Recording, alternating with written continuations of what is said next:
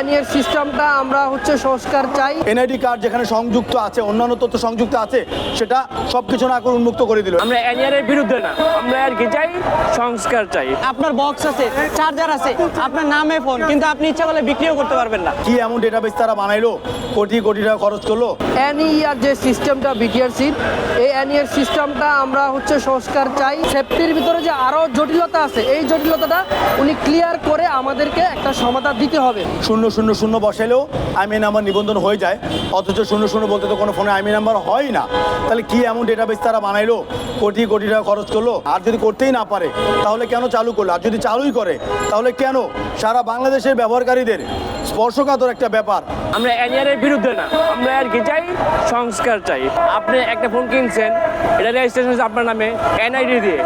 আমার এনআইডিটা, আমার ইনফরমেশনটা এনআইডি এর মাধ্যমে এটা অন্য জায়গায় চলে যাচ্ছে ইনফরমেশনগুলো।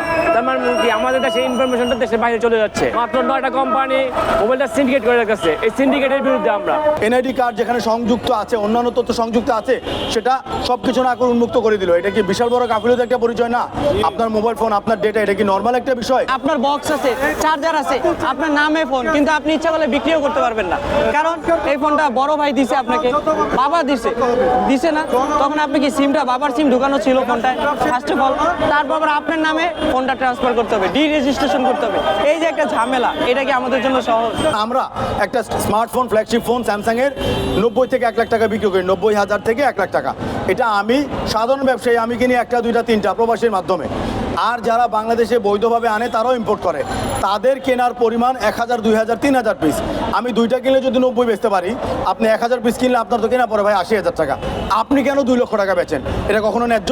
এটা দিয়েও যদি এই বোধাই জনগণ না বুঝে তাদেরকে মুরগি বানানো হচ্ছে, তাইলে মনে করেন যে স্বয়ং ফেরেশতা এসে কানে বাড়ি দিলেও তাদের ঘুম থেকে জাগানো যাবে না। এমডিআর বারবার বলতেছে 60% ট্যাক্স কমিয়ে কাস্টম ট্যাক্স 10% করছে।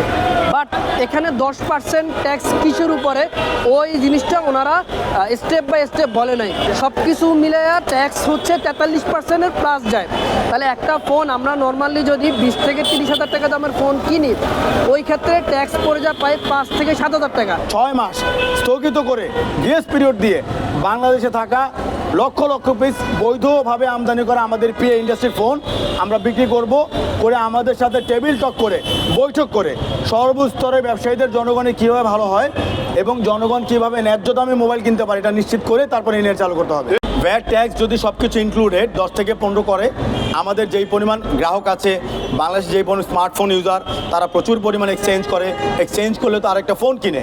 এটার যে বাজার, অভ্যন্তরীণ বাজার, আমরা সেই 12টা কোম্পানির যেই অফারই গভর্নমেন্টকে করেছে বা যেই মূল্য ঝুলাচ্ছে তার থেকে 20 গুণ, 30 গুণ, 50 গুণ ট্যাক্স দেওয়ার ক্ষমতা আমরা রাখি প্রতি অর্থ বছরে।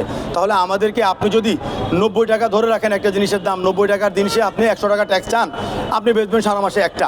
আপনি 90কে করে দেন না 5, যদি সারা মাসে আপনি 5,000, 10,000 ইউনিট বেচেন, ক্ষতি কোন জায়গায়?